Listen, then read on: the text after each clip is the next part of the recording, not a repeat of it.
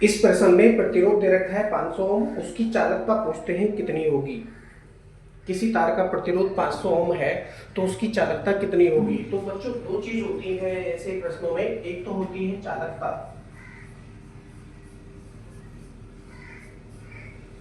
और एक होता है प्रतिरोध।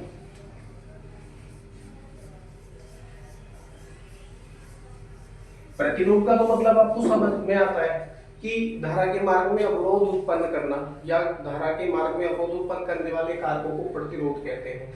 ये धारा के मार्ग में अवरोध उत्पन्न करते हैं, धारा को रोकते हैं या रोकने का प्रयास करते हैं, इसलिए प्रतिरोध कहलाते हैं। ठीक है, एक तरह से अगर देखा जाए तो धारा को रोकना प्रतिरोध कहलाता है, या ऐसे कारक जो वैद्युत धारा को रोक रहे हैं या वैद्युत धारा के मार्ग में अवरोध उत्पन्न कर रहे हैं उन्हें प्रतिरोध कहते हैं। ठीक है, प्रत्येक वस्तु का अपना प्रतिरोध होता है, प्रत्येक धातु का अपना प्रतिरोध होता है। ओके, तो प्रतिरोध समझ में आता है। वहीं पर अगर चालकता की हम बात करें तो वैद्युत चालकता बिजली के चलने का गुण होता है, वैद्युत धारा के चलने का गुण होता है। उसमें वैद्युत धारा रुकती नहीं है, वैद्युत धारा चल रही है, वैद्युत धारा चल रही है, अर्थात चलने को ही वैद्युत चालकता कहते हैं। अब दोनों में अगर संबंध देखा जाए, भाई एक राशि तो वैद्युत धारा को चला रही है, वहीं पर एक राशि वैद्युत धारा को रोक रही है, यानी अपोजिट काम कर रही है। तो इसका मतलब क्या होगा कि चालकता में और प्रतिरोध में व्युत्क्रम का संबंध होता है। तो चालकता बराबर क्या हो जाएगा, 1/प्रतिरोध। चालकता बराबर 1/प्रतिरोध। ठीक है, इस सूत्र का प्रयोग करते हुए हम इस क्वेश्चन का आंसर देंगे। तो यहाँ पर प्रतिरोध कितना है, 500। 500 से यदि इसको डिवाइड करेंगे तो हो जाएगा 0.002। अब इसका मात्रक आप देखेंगे तो क्या हो जाएगा। अब देखिए प्रतिरोध का मात्रक क्या होता है, ओम होता है। प्रतिरोध का मात्रक क्या होता है, ओम होता है। यदि ये ओम ऊपर जाएगा तो किसका हो जाएगा, माइनस का हो जाएगा, यानी ओम की पावर -1 हो जाएगी। तो ये इसकी क्या आ जाती है, चालकता आ जाती है।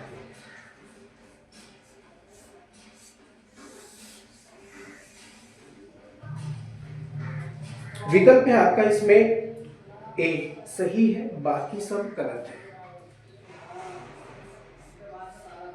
यहाँ पर जो उत्तरमाला दे रखी है इसमें, जो कि बहुविकल्प प्रश्न हम हल कर रहे हैं, तो उत्तरमाला दे रखी है, उस उत्तरमाला के अनुसार आपका विकल्प बी सही है, परंतु विकल्प बी आपका सही नहीं है। विकल्प बी में दे रखा है 0.02, वहां पे रखा है 0.02 ओम की पावर -1, जो कि कभी भी प्राप्त नहीं हो सकता। यदि प्रतिरोध की वैल्यू 50 ओम होती, 50 से इसको डिवाइड करते तो ये वैल्यू आ सकती थी, लेकिन प्रतिरोध का मान दे रखा है यहाँ पर 500। जब 500 से 1 को डिवाइड करेंगे तो आंसर प्राप्त होगा 0.002 ओम की पावर -1, जो कि विकल्प आपका ए सही हो जाता है, बाकी सारे विकल्प आपके गलत हैं।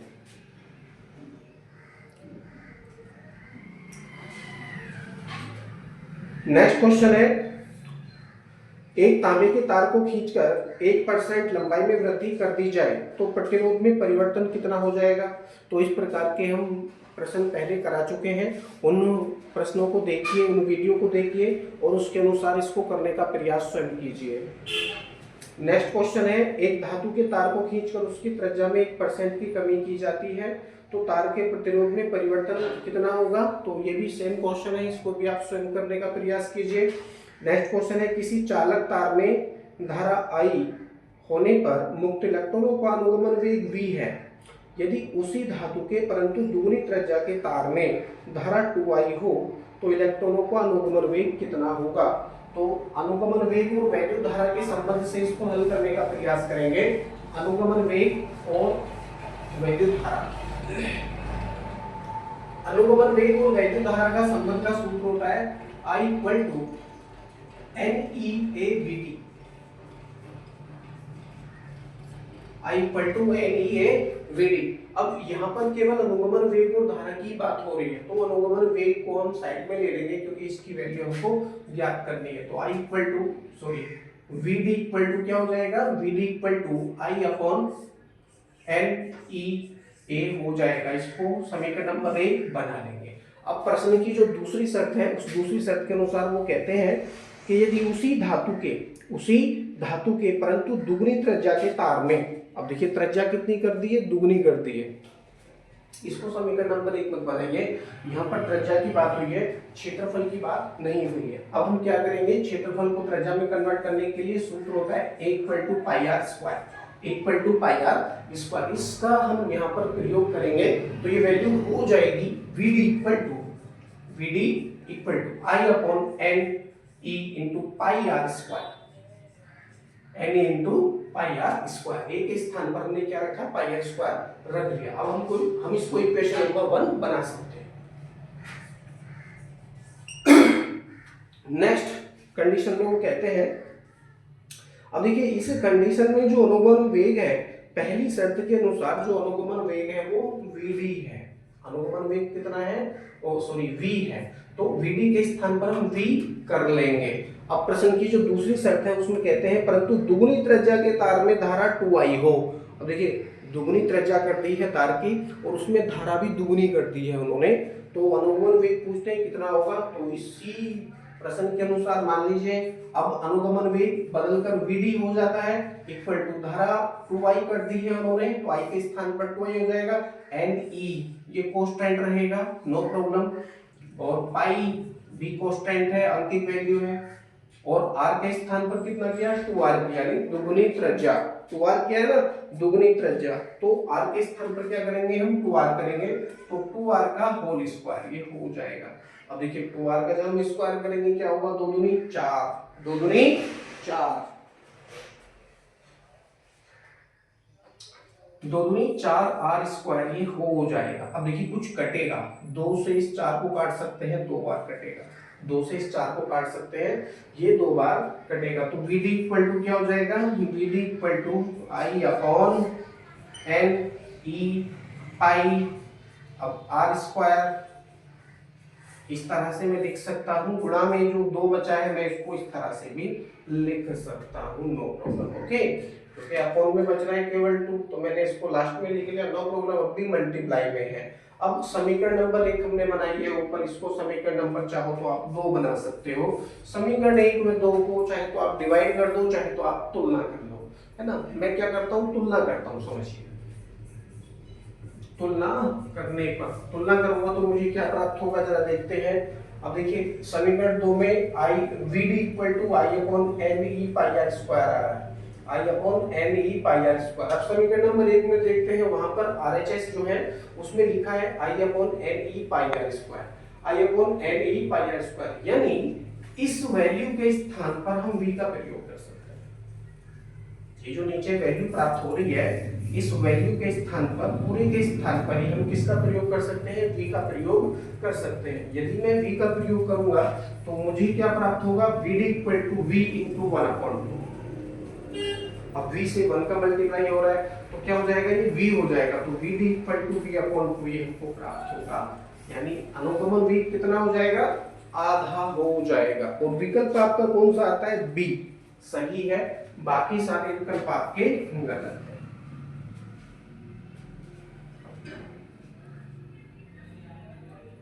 नेक्स्ट क्वेश्चन है, वो इसमें कहते हैं कि एक चालक की वोल्टता V तथा धारा I के बीच ग्राफ सरल रेखा है, जो y अक्ष जो कि I को प्रदर्शित करता है से थीटा कोण बनाती है। चालक का प्रतिरोध होगा, ठीक है, कर लेते हैं इसको। देखिए ओम के नियम में जब हमने विभवांतर यानी वोल्टता और वैद्युत धारा के बीच में ग्राफ खींचा था, तो वही ग्राफ हमको एक सीधी सरल रेखा प्राप्त हुआ है, सीधी सरल रेखा प्राप्त हुआ था, ठीक है। तो ऐसा ही कुछ यहाँ पर हमको करना है। मान लीजिए चलो यहाँ पे मैं ग्राफ खींचता हूँ, ये y अक्ष हो गया, ये इसका x अक्ष हो गया, ये इसका मूल बिंदु है O, ठीक है। अब जब हम x अक्ष पर वोल्टेज को दिखाएंगे यानी विभवांतर को दिखाएंगे, वोल्टता को दिखाएंगे, तो y अक्ष पर हमको धारा I दिखाना पड़ेगा। ओम के नियम के अनुसार जब हम वोल्टेज में और वैद्युत धारा में ग्राफ खींचते हैं तो वही ग्राफ हमको एक सीधी सरल रेखा प्राप्त होता है, सीधी सरल रेखा प्राप्त होता है, जो कि x और y अक्ष के सापेक्ष लगभग 45 डिग्री का एंगल बनाते हुए आगे निकल जाता है, कुछ इस प्रकार से। ठीक है, बिल्कुल सीधी सरल रेखा प्राप्त होता है। ये एक आदर्श धातु के लिए होती है। आदर्श धातु का मतलब है कि ऐसी सभी धातुएं जिसमें ओम का नियम पूरी तरह से सत्य साबित होता है, उन्हें हम आदर्श धातुएं कह सकते हैं। ठीक है, अब बहुत सी धातुएं ऐसी होती हैं जो ओम के नियम का पालन नहीं करती हैं। बहुत सी अधातु भी है, बहुत सी मिश्र धातु भी है, ठीक है, जिसमें ओम के नियम का पूरी तरह से पालन नहीं होता है। बहुत से सर्किट भी ऐसे हैं जिसमें ओम के नियम का पालन नहीं होता है, तो ऐसे सर्किट को अनओमीय परिपथ कहते हैं। ठीक है, तो ये ग्राफ कुछ इस तरह से होता है। वाई एक्स पर धारा आई को प्रदर्शित करता है, उससे थीटा कोण ये बनाता है। भाई मान लीजिए ये जो हमारा प्रतिरोध है, यानी विभव बटे वैद्युत धारा बराबर प्रतिरोध आगे हमको प्राप्त होता है। ये क्या होता है जी? नियतांक होता है ओम के नियम के अनुसार। आर क्या है? नियतांक है किसी भी धातु के लिए। अब यदि हम इस ग्राफ पर विचार करें, या मान लीजिए यह ग्राफ एक्स अक्ष के सापेक्ष थीटा कोण बनाता है, या मान लीजिए वाई एक्स के सापेक्ष थीटा कोण बनाता है। किसी भी अक्ष के सापेक्ष आप इसको थीटा कोण बनाते हुए दिखा सकते हैं, नो प्रॉब्लम। ठीक है, लेकिन मैं क्या कर रहा हूं, मैं इसको एक्स अक्ष के सापेक्ष थीटा कोण मानते हुए दिखा रहा हूं। तो मुझे क्या करना पड़ेगा, आगे जाकर के इस रेखा के किसी भी बिंदु पर जाके मुझे रुक जाना है। ठीक है, इस रेखा के किसी भी बिंदु पर जाके मुझे रुक जाना है। ठीक है, जब मैं मान लीजिए चलता यहाँ किसी बिंदु पे आके रुक जाता हूँ, मान लीजिए ये बिंदु हमको ए प्राप्त हो जाता है। क्या प्राप्त हो जाता है? बिंदु ए प्राप्त हो जाता है।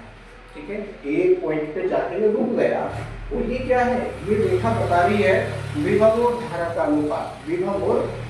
अनुपात, जो कि प्रतिरोध पे रहता है। इस रेखा के बिंदु ए पर जाकर मैं रुक गया। ठीक है, अब जब मैं रुक गया हूं तो इस बिंदु ए से जो आपका एक्स अक्ष है, या रेखा ओ एक्स है, उस रेखा पर मैं लंब गिराता हूं। क्या गिराता हूं? एक लंब गिराता हूं। तो मान लीजिए ये लंब कुछ इस प्रकार से हो जाता है,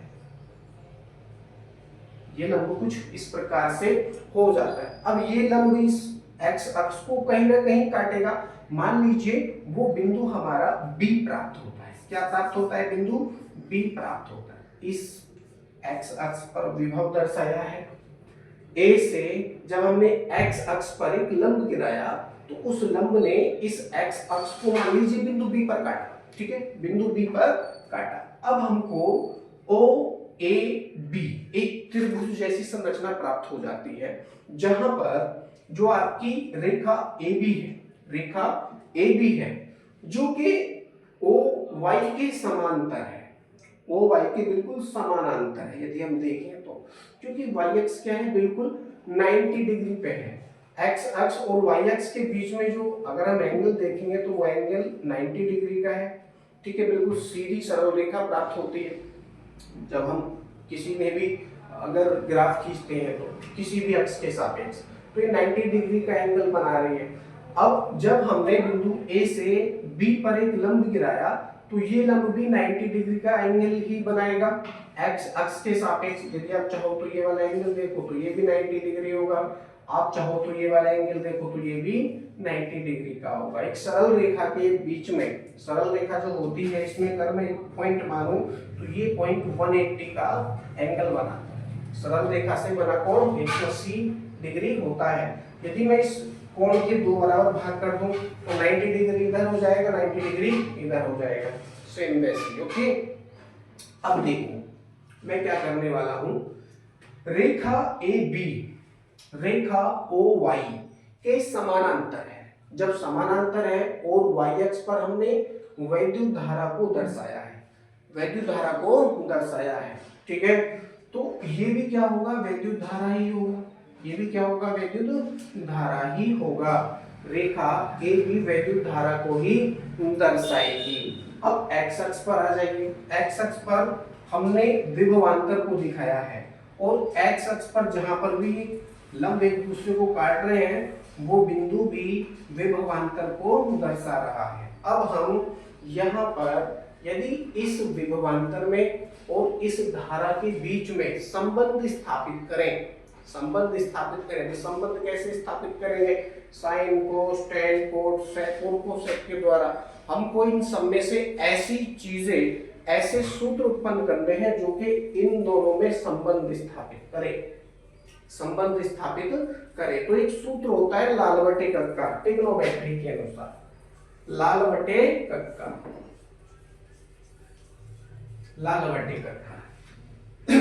अब देखिए ये त्रिभुज है, नीचे जो है रेखा OB इसका क्या कहला रहा है? आधार कहला रहा है। रेखा OB इसका आधार कहला रहा है और रेखा AB इसका क्या कहला रहा है? लंब कहला रहा है, लंब। तो आधार में और लंब में संबंध यहाँ से कहाँ स्थापित हो सकता है? देखो लंब बटे कर्ण हो रहा है, आधार बटे कर्ण हो रहा है, लंब बटे आधार हो रहा है, लंब बटे आधार ये हो रहा है। ओके, यदि आप इसको देखें तो अब जरा देखो, जब लंब बटे आधार हो रहा है, पहला वाला साइन हो गया, दूसरा वाला कोस हो गया, तीसरा वाला क्या हो गया? टेन हो गया, यानी साइन कोस टेन। टेन पे क्या आ रहा है? लंब बटे आधार आ रहा है, लंब बटे आधार। तो हम यहाँ पर टेन थीटा का प्रयोग कर सकते हैं, टेन थीटा का प्रयोग हम यहाँ कर सकते हैं। लिखेंगे त्रिभुज OAB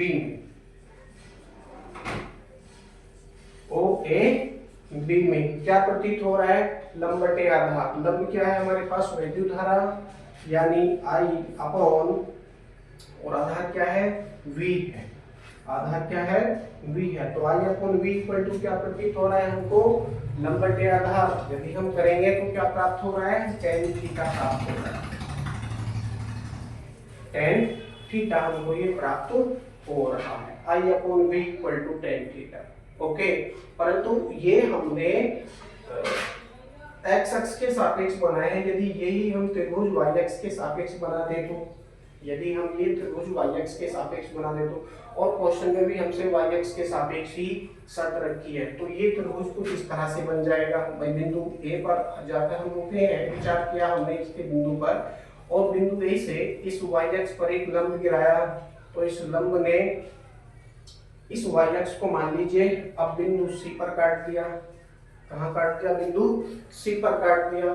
तो सेम चीज हम यहाँ पर भी अप्लाई करेंगे। तो चित्र आपका कैसा हो जाएगा? ये 90 डिग्री इधर घूम जाएगा, 90 डिग्री फिर ये इधर घूम जाएगा। इसमें क्या बनेगा? ये आधार बनेगा आपका, ये क्या बनेगा? आधार बन जाएगा। और ये क्या बनेगा आपका? लंब, यानी 90 डिग्री पर है ना ये रेखा, तो ये लंब बन जाएगी। y अक्ष के सापेक्ष यदि हम देखते हैं तो लिखेंगे y अक्ष के सापेक्ष, y अक्ष के सापेक्ष ज्यादा अच्छा रहेगा यदि आप y अक्ष के सापेक्ष करेंगे तो, क्योंकि ओम के नियम में I अपॉन V हमको कहीं भी प्राप्त नहीं होता, I अपॉन V हमको कहीं भी प्राप्त नहीं होता। इसीलिए x अक्ष के सापेक्ष इस पूरे प्रैक्टिकल को रहने देंगे, y अक्ष के सापेक्ष इस प्रैक्टिकल को हम करेंगे, y अक्ष के सापेक्ष। तो y अक्ष के सापेक्ष जब मैंने किया तो बिंदु C हमको प्राप्त हो गया। अब देखो त्रिभुज OAC में, OAC में क्या है? लंब और आधार। लंब यानी अब ये वाली रेखा पर क्या रहेगा? विभव रहेगा, यानी वोल्टेज रहेगा। वोल्टेज को हम बढ़ा रहे हैं, तो इस रेखा पर क्या है? विभव है, तो V अपॉन, और इस रेखा पर क्या है? वैद्युत धारा। y अक्ष पर क्या है? वैद्युत धारा। तो V upon I equal to क्या प्राप्त होता है हमको? R प्राप्त होता है। और ये R क्या है यहाँ पर इस समय? tan theta. त्रिभुज के अनुसार ये क्या है? tan theta. अब ये वाला एंगल क्या हो जाएगा? y अक्ष के लिए ये एंगल हो जाएगा हमारा थीटा।